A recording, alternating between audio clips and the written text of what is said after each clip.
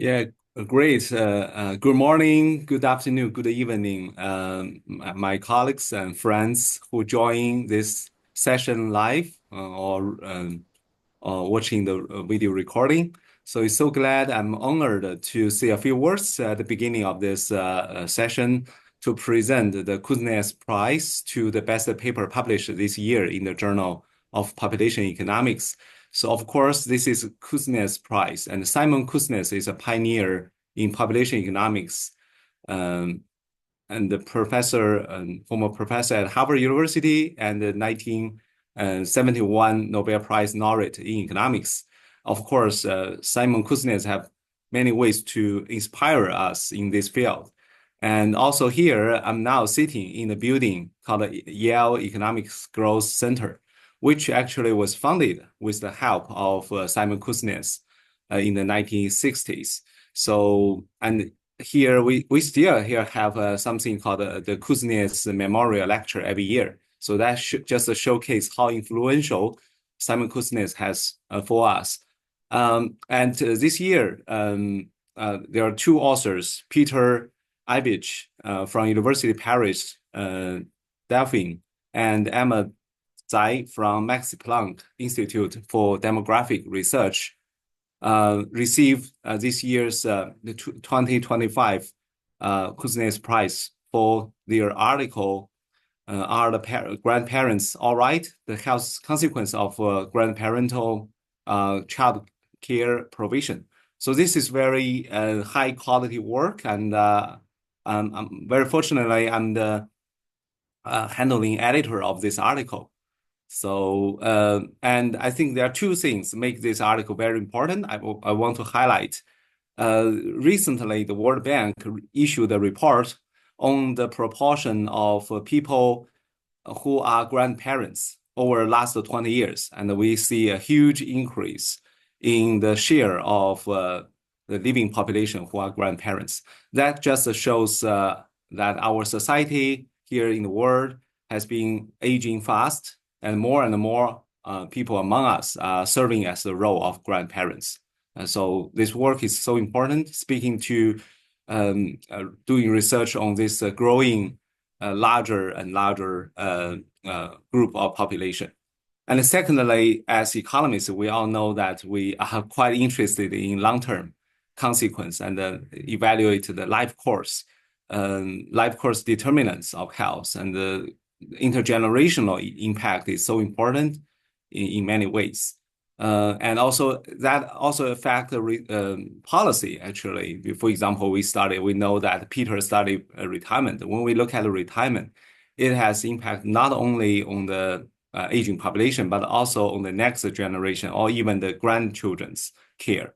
So, and also the grandchildren's care policies may also affect the well-being of the older adults. So this impact is intergenerational and fundamental. So with that, I think this work represents a very high quality work published in the Journal of Population Economics. So without further ado, let me hand over to Klaus Zimmermann, who will speak about the impact of this work. Thank you. Klaus, you're muted.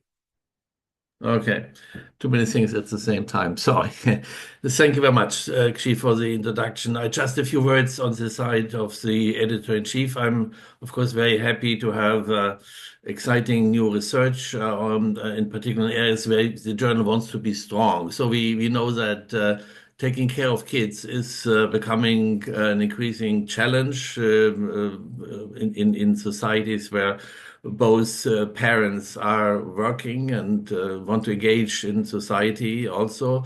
That's why often the demand is also on the grandparents to help out.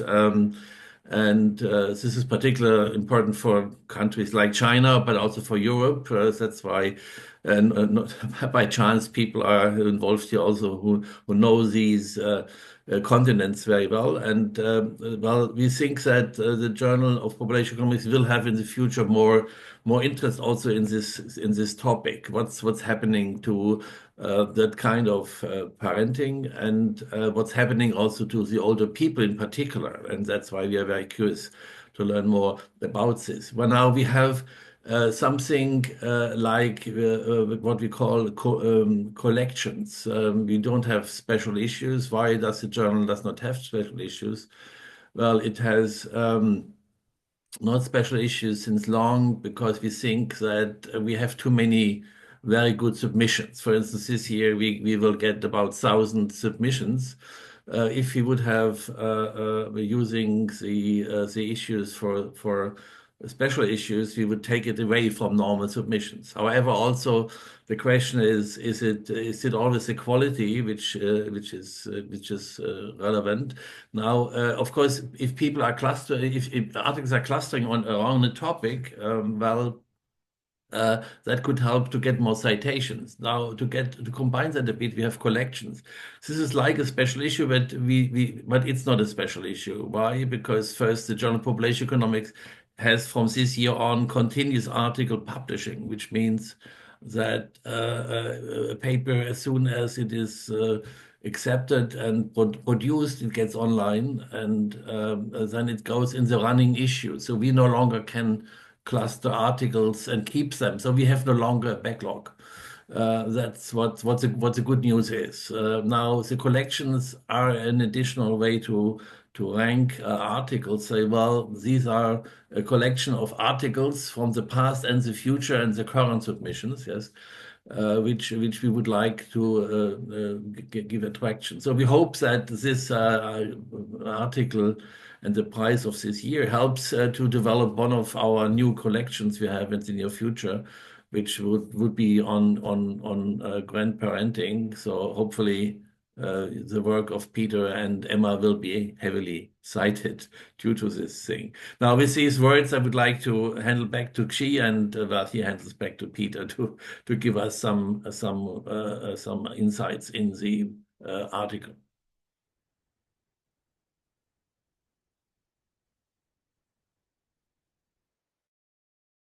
Peter, just go ahead. Are you still with us? Hi, Peter.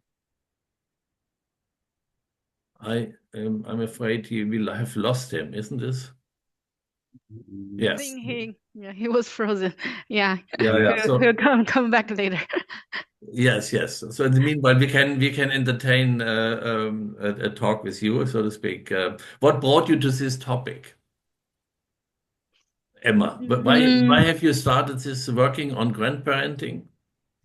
Because my work is mostly about, long-term care, aging population. So I have a lot of work focused in the US, context. And then when I joined MPIDR, Max Planck Institute for Demographic Research, and Peter was then, also with us, my MPIDR, and then he moved to Paris to the University of Dauphine, and then we have the overlapping research interests, and we begin to talk about the aging research, and now he knows I'm using mostly the HRS in the US, and we are trying to come up with some interesting aging research questions, and then we talk a lot about the potential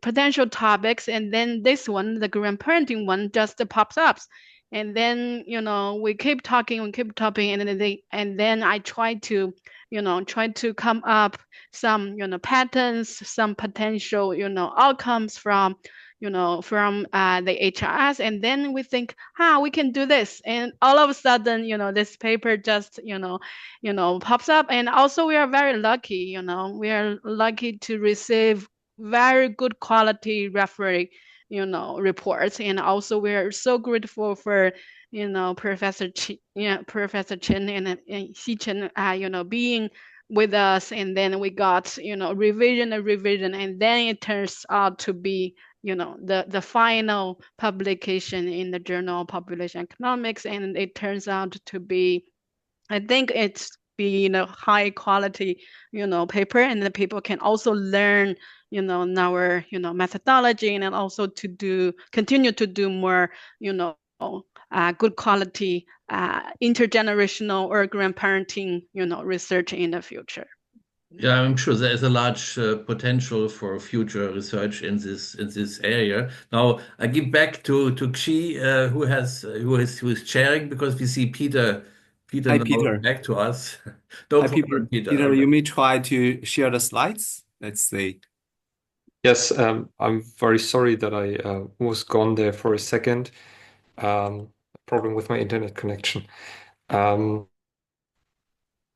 Let me share my slides up. Hopefully you should see them on your screen now. Yes. All right. Then let me start by just also saying from my side that we're very honored to receive this award, and that we're very thankful also for this opportunity to present our work to a wider audience. I would like also to use this opportunity. I know Emma just did this, but I would also like to thank personally CS in his role as the editor, as well as our 3 anonymous referees that we had for a very pleasant experience in publishing this work. The title of the paper, as was said earlier, is "Are the Grandparents All Right? The Health Consequences of Grandparental Childcare Provision." I want to open this talk by noting that somewhat belatedly, our paper has actually acquired some policy relevance, because the future Vice President of the US has had suggested, at least that was the news in September, that grandparents could be at least the solution, or at least part of the solution, to the childcare crisis. And this is not a unique proposal in any sense, in that we also see this in other countries, that more and more policymakers of welfare states that try to grapple with the implications of population aging are looking towards the families to try and provide care, whether that's childcare or informal care, to try and ease pressure on public finances. And we know that grandparents are already doing a lot of this type of care. Grandparents play a huge role, which I think anyone that has had children during the COVID-19 pandemic can attest. But just to put some numbers to these ideas, we know that in 2011 already around about 5 million children under 5 received regular care from their grandparents in the US. In the UK, that was 40% of grandparents that said that they look after their grandchildren regularly. And even during the pandemic year in 2020, there were about 20% of children in the EU that received care from other sources other than their parents or formal childcare providers. So grandparents are here, of course, only part of the picture in this last figure, but they're nevertheless an important part. And there has been research that has shown that, of course, this type of childcare provided by grandparents is important for families. It's important specifically because it helps mothers to participate in the labor force. But what we do not know so well is how this care provision affects the grandparents themselves. And this is what we are looking at in this paper to try and answer this question. Well, is this perhaps a win-win situation, something that is good for both the grandparents, the middle generation, and perhaps the grandchildren? Or should we think about this in a different type of framework. Here we analyze this question using data from the health and retirement study. It's a data set that Emma has worked with a lot during her PhD work and that she knows very closely. We use data from the waves 3 to 12, so that covers the period 1996 to 2014, driven by some of the constraints that we had around data availability. We look for our main results, we look at grandparents that are aged somewhere between 50 and 80 that have at least one child. So our example includes both grandparents as well as people who are not grandparents. Some of them might become grandparents later, but at least they might potentially be grandparents because they have at least one child. And that leaves us with data from about 25,000 people, covering 120,000 observations. Just a very brief overview how we measure health and grandchild care provision. Health is measured primarily through 4 different variables that capture both physical health and mental health. So for physical health, we draw on indicators of limitations in activities of daily living and limitations in instrumental activities of daily living. So these are activities like washing, dressing yourselves as ADLs, or IADLs include activities such as making phone calls, being able to use a map, things like these. And these are well-established indicators of functional limitations at older ages. So these are indicators ranging from somewhere between 0 to 5, depending on how many limitations these older adults report with these activities. Then we have the well-known self-reported health measure where people are asked, how would you rate your current health today? And that there are 5 different answer options here, and we basically use this as a continuous scale to exploit the full range of answers.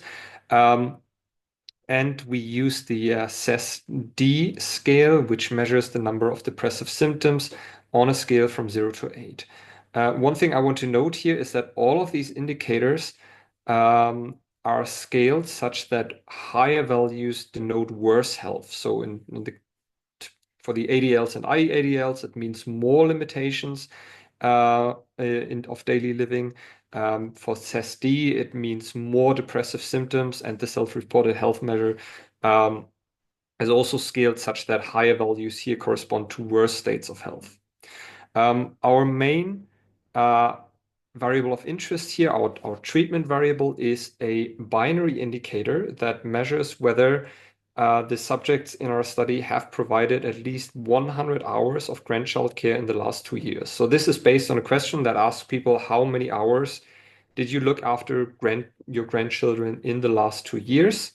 So this is a continuous measure, but as you can see here on the figure that's on the slide here, it's not particularly well measured. So here we've cut off the responses at value 100 because there is a large majority in the sample that does not provide any care, so that would dwarf everything else that we see here. But we see that among these people that, using our current cutoff definition, that are considered to provide grandchild care, we see that there's a lot of variation, but that people do tend to pick round values. So we see spikes at 100, 200, 500 hours. And that suggests that we have some measurement error here that might be somewhat problematic in trying to use this as kind of like a continuous measure of childcare provision. So instead, we use basically a threshold approach to measure people that provide roughly at least 2 hours per week of childcare for their grandchildren. So this is what we use here. I'll talk very briefly about the methods in the paper. We motivate this a lot more in depth, or drawing on the demographic literature on grandparenthood, but given the limited time here, I'll try to focus on the most important point. One of the problems with analyzing grandchild care is that it's endogenous, because health is an important precondition for any activities at older ages. And that means that healthier older adults are more likely to provide grandchild care. There's even a paper out there that shows that individuals that will soon become grandparents but do not have yet grandchildren tend to be, on average, healthier than people that are not grandparents and are not expecting to become grandparents. So this is a problem that we have to address here. And we do this using an instrumental variable strategy where we use the sex ratio, which is defined as the total number of daughters of a respondent divided by their total number of children, as an instrumental variable for providing grandchild care. The idea here is motivated by the demographic literature on grandparenthood. In particular, we have two relevant mechanisms connecting the number of daughters to the amount of grandchild care provision. The first is that parents of daughters tend to become grandparents earlier in life because the average age at first birth is lower for women than it is for men, and the variance in average age in the average age at first birth is also lower among women than among men. The second mechanism is that it's also fairly well established in the literature that grandparents tend to invest more in their daughters' offspring. There is a bit of disagreement why exactly that's the case. There's an evolutionary explanation, and there's an explanation that simply draws back to grandparents and their daughters living closer together than grandparents and their sons. But in any case, we know that grandparents tend to invest more in their daughters' offspring. So the idea behind using the sex ratio then as an instrument is that the sex of the children is randomly determined at birth. So whether a respondent has a daughter or a son, we can consider this as random. However, what is not random is family size. That the decision on how many children to have is, of course, endogenous. That's well established in the family economics literature. So what we have to do here is we condition on family size, because conditional on family size, the composition, the total number of daughters that people have is still random. And so this has the advantage that we can use more variation because we're looking at the total number of daughters and not just on whether the firstborn child is a daughter or a son, which is something that some previous studies on grandparents have done. Here, because we can also consider people that have 2 or 3 children, we have more variation in our instrumental variable. And we can see that this is actually a fairly strong predictor of grandparental childcare provision. So we see here that the sex ratio increases the likelihood of providing grandchild care by about 5 percentage points, regardless of the specification that we use. So this would mean that if you consider a family that has 2 children, that every additional daughter among these 2 children would increase the probability to provide grandchild care by around about 2.5 percentage points.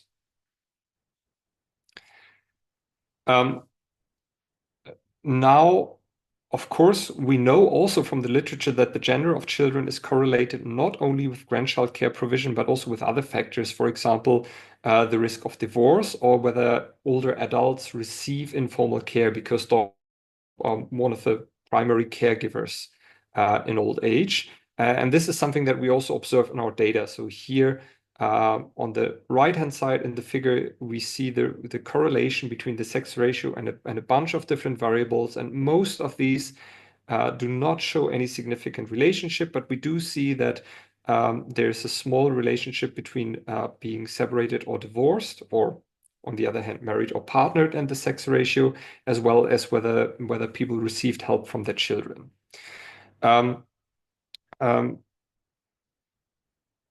We address this in 2 ways. The first is that in the paper, we do show that the sex ratio in our sample is nevertheless not related to the health of grandparents to be, that is, of people who are not yet grandparents in our sample, but who are observed to have grandchildren later down the line in our data. And the second is that we try to bound potential violations of the IV validity assumptions that might come from this correlation of the sex ratio with divorce and informal care receipt using a methodology by Conley et al., which is known as plausibly exogenous. Intuitively, this essentially rests on the fact that the relationship that we find between our instrument and grandchild care provision is much stronger than the relationship between the instrument and the risk of divorce. So the sex ratio predicts is has a more than twice as strong impact on the likelihood to provide grandchild care than it has, for example, on divorce, and that allows us to essentially attribute part of the relationship that we find to these potential violations of the validity assumption and construct robust confidence intervals that allow us to consider such violations of the exclusion restriction.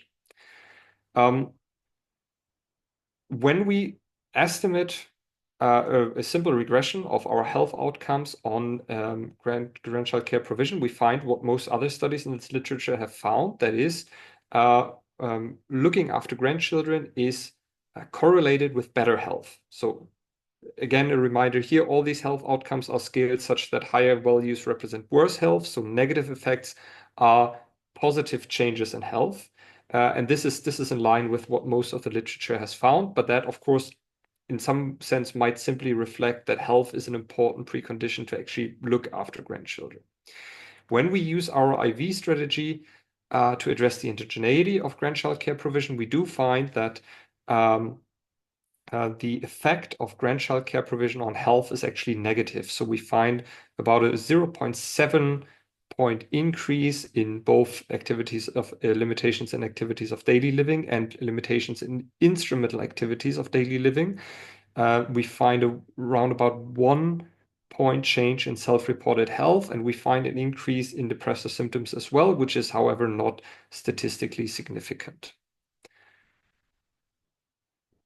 We do a bunch of checks to assess the robustness of these, which I just briefly summarize here. So importantly, when we allow for small to modest violations of the exclusion restriction, which might come, for example, from an increased risk of divorce or informal care receipt, we nevertheless find that our effects are robust to this. The 95% confidence intervals still exclude 0, which means that the point estimates that I showed just on the previous slides, they might be smaller in truth, but they're still significant negative health effects. We also consider a lot of different definitions, for example, of our instrumental variable, of our treatment, of our outcomes, and our results are fairly robust to such. I want to briefly say something about mechanisms and heterogeneity. Here we ran into a lot of restrictions with what we can do with the data. But one of the things that we do consider is how these effects might change with the intensity of childcare provision. We look into this by using different threshold values to define our treatment variable. So rather than saying, as in our main specification, that 100 hours is the cutoff that we use, we push this upwards to 200, 500 hours, and we see that these effects generally increase with the intensity of childcare provision, and that's of course something that seems reasonable. We consider whether grandchild care provision might simply crowd out health behavior, for example, because people look after their grandchildren do not have time anymore to exercise. But we don't find any evidence of that. Our data is a bit limited in this respect, but at least we don't have any strong reason to suspect that this might be going on here. And when we look at effect heterogeneity, one of the things that we do find is that effects are driven by grandmothers rather than grandfathers, which is perhaps not so surprising, because we know that grandmothers also tend to provide a lot more childcare than grandfathers do. So this is likely just coming from a stronger first stage among women in our sample than among men. I think my last point that I would like to make is some thoughts on the external validity of the findings.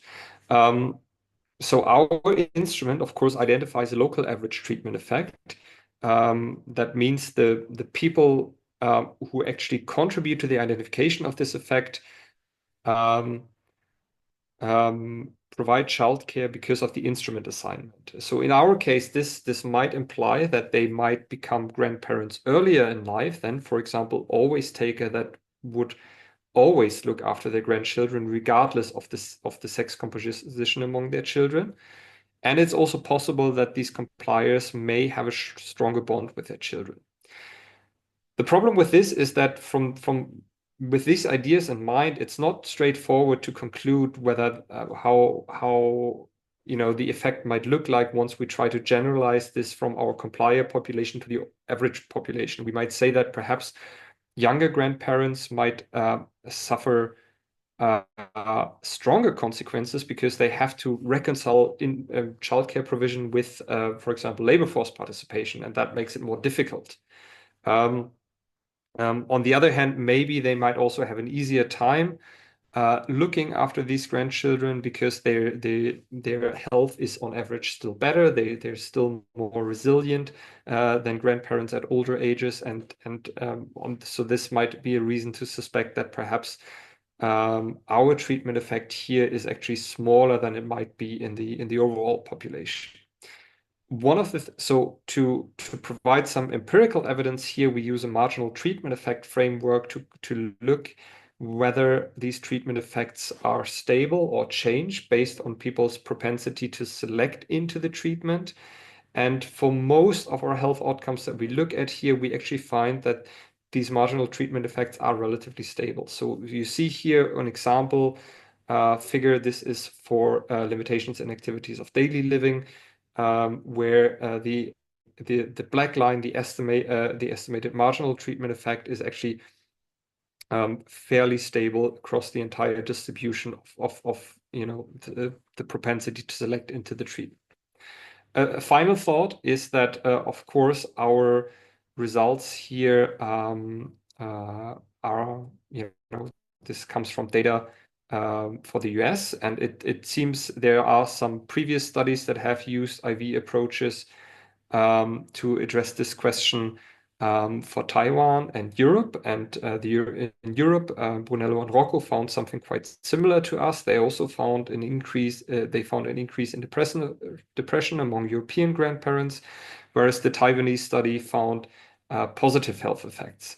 And it does seem plausible that there might be some differences in these effects across regions, simply because, of course, the role of grandparents and the expectations towards how much childcare is provided in what setting are differing a lot worldwide. We know this, and it seems reasonable that this might have an effect on health that we see. So it would be interesting to also look at other settings here to see how our results generalize. I will briefly sum up. So we do find that in our data, in line with the literature, grandparental childcare is associated with better health, but this likely seems to reflect an upward bias because healthier older adults are more likely to become grandparents, and of course because health is an important precondition for everything in life, but especially at older ages.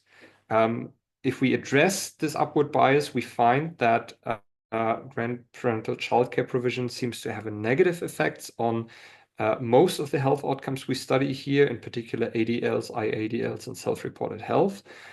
These effects seem to increase with intensity, but we need some more evidence on what these mechanisms might be. In the big picture, it does seem to be the case here that caring for young children is a strenuous activity with negative consequences for the health of the grandparents.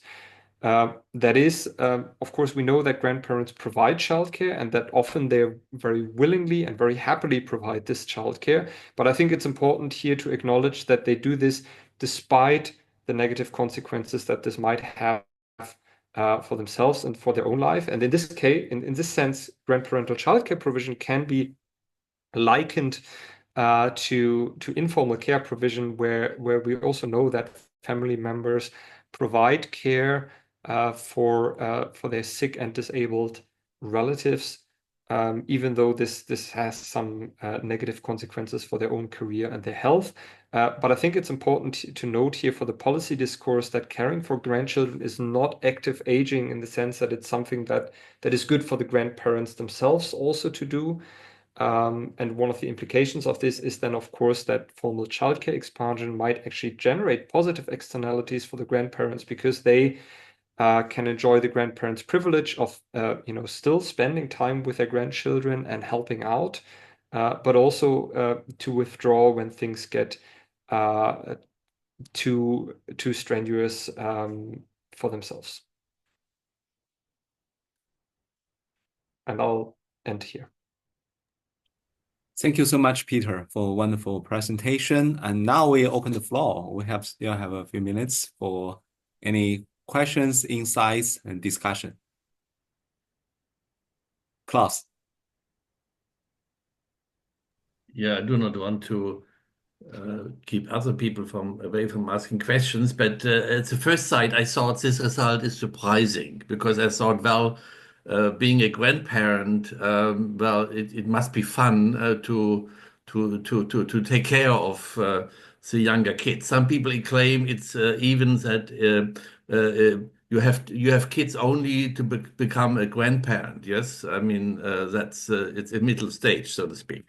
Now, the question is why? I mean, why do we get these results? So first, it would be interesting to see what happens with the well-being, these well-being measures of the elderly people. If one has data, I mean, that's one question. The other is what is behind. You already mentioned, of course, a few things.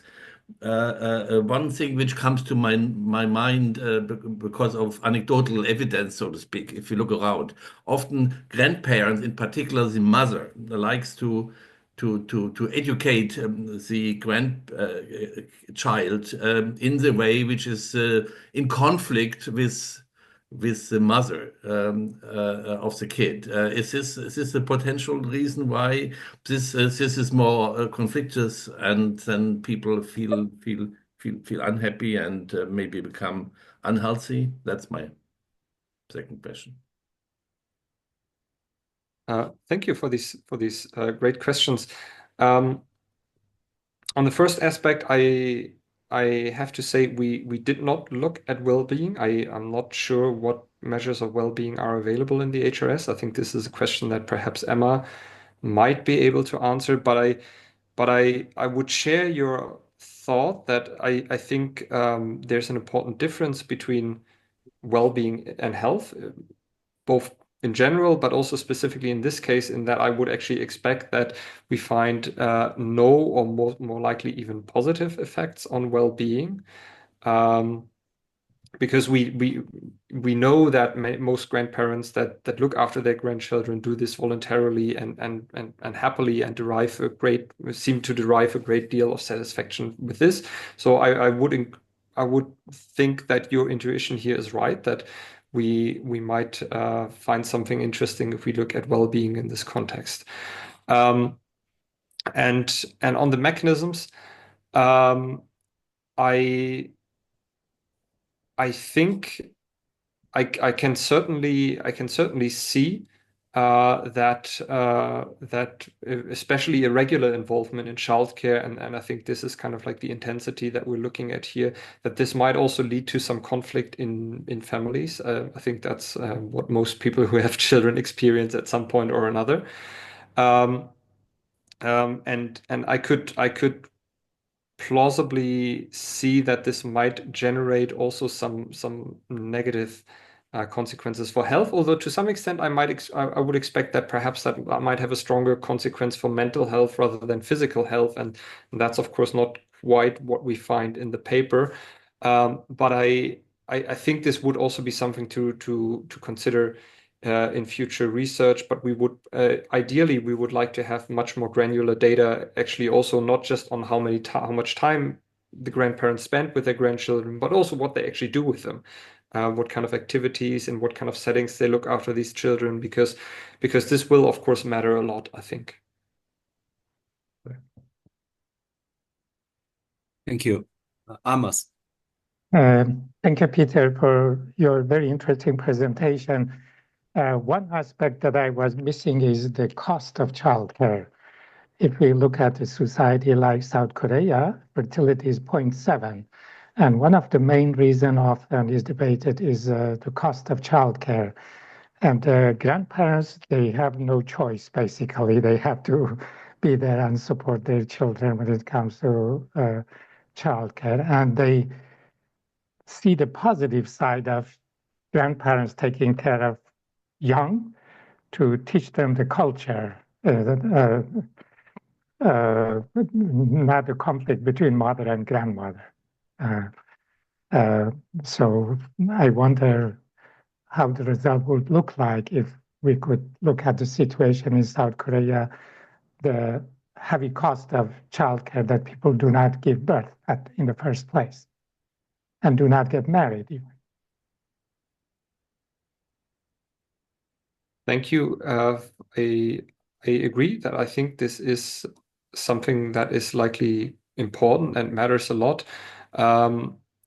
My intuition here would be that I think the role that parents play in their children's lives and in the context in which they provide care differs a lot depending on the availability of formal childcare. We know, for example, in Europe, that grandparents in settings where formal childcare is not widely available, like in Italy, they play a much bigger role than they do, for example, in Denmark, where formal childcare is pretty much universal.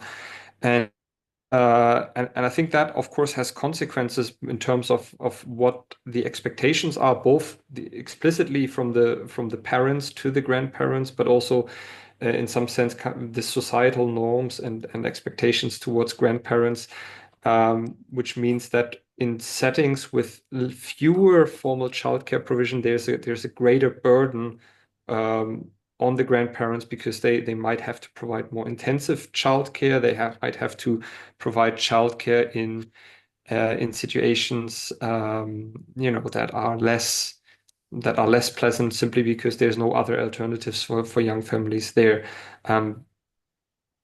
That would be my expectations, but indeed, I think seeing how this actually plays out in different contexts around the world, I think this would be really, really interesting to see in future work.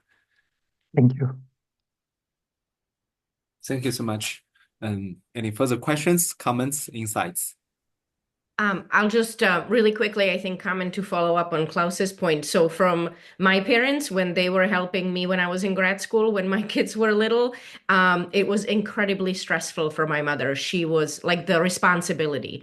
So I think that is one of the channels that perhaps, right, you said it would probably be affecting mental health, but I think the evidence on stress on kind of physical health is there as well. It's like she just did not want to be responsible for the kids, and right, like it was just a big burden at that point. So maybe that's one of the mechanisms that this could work through as well. But great paper, thank you.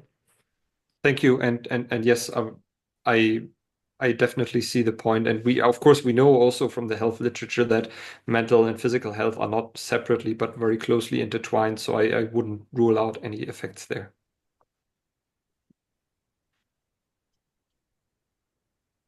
Yeah, any further thoughts? Yeah, I'm using my power of the chair of the session. So I have been widely circulating this article to my Chinese friends and American friends. You know that in China and many developing countries, childcare is not an option. There's no such market, especially for 0 to 3 years old. Very young child care is almost absent. So the Chinese grandparents will fully agree with your findings. And also, even surprisingly, for American friends of mine, they also gradually absorb and agree with your findings because starting Korea for young Americans are very challenging nowadays, the cost of living and everything. So they become more and more dependent on their parents in America to taking care of the grandchildren. So that also apply to them. So I think since both Peter and Emma, you're based in Europe, I think Europe provide a more affordable, available childcare, grandchild care compared to American counterpart or Chinese counterpart or other countries. So I think there's a large room for you to write something or circulate your findings to audiences in general audiences in the world.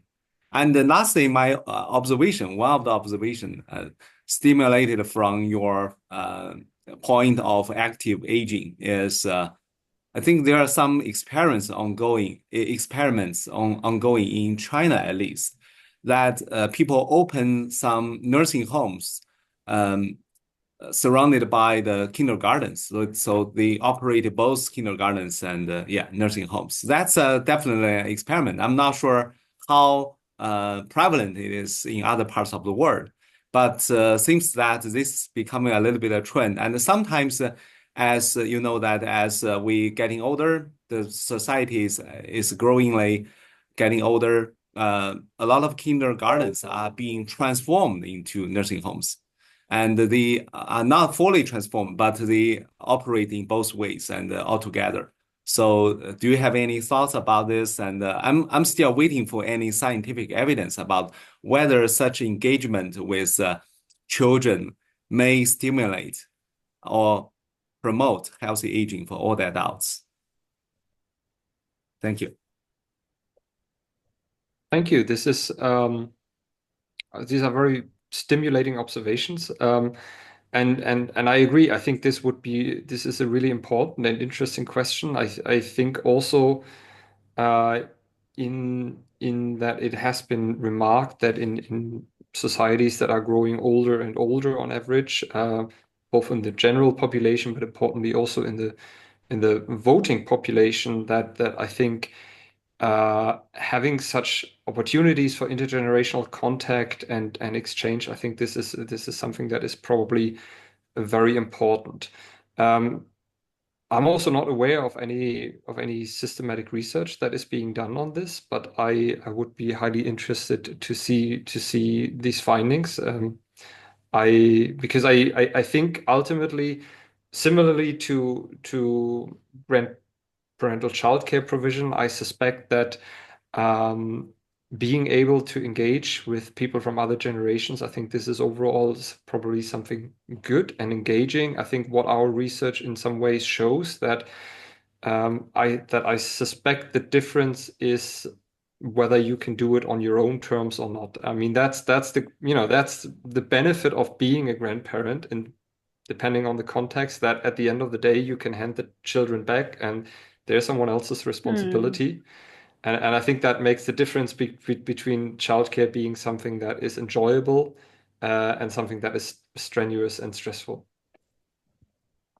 Yeah, I just wanna add a quick note here. Yeah, I saw some news about this, Chinese experiment.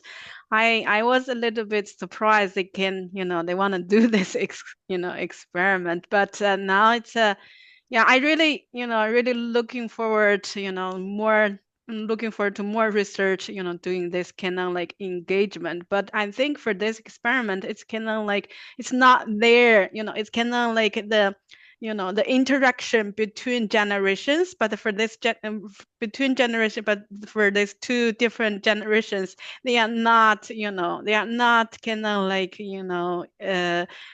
really connected. So it's really parent or grandparents, they actively engage with the grandchildren generation. So it's a little bit different from the setting we're studying and using HRS, but I think it will be a very kind of like potential way to kind of to help older people to be physically and also mentally engaged, and then they can be cognitively active, and which can be potential strategy to require them or to allow them to active age.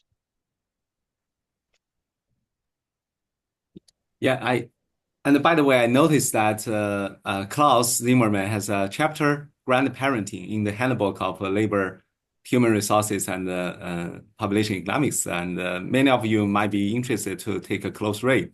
And I think,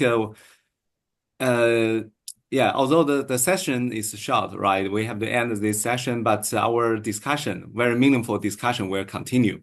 So I congratulations again to Peter and Emma. And Klaus, do you have any last words? Nothing. I'm very happy to have had this session. Congratulations again to the Kuznets Prize winners, and let me close the formal part of the session.